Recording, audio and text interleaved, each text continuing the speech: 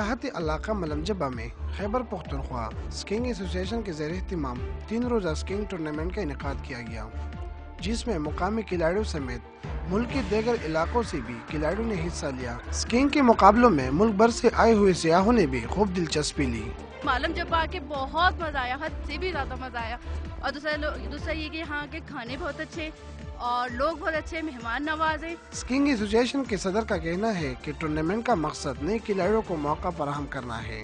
بنیادی مقصد یہ ہے کہ ہمارے جو نئے بچے ہیں تاکہ ان کو پرفارمنس ہم جج سکیں کہ انہوں نے کتنی امپرومنٹ کی۔ برفیلی وادی کو دیکھنے کے لیے مقامی لوگوں کے ساتھ سیاحوں کی بڑی تعداد نے بھی ملمجبہ کا رخ کر لیا ہے۔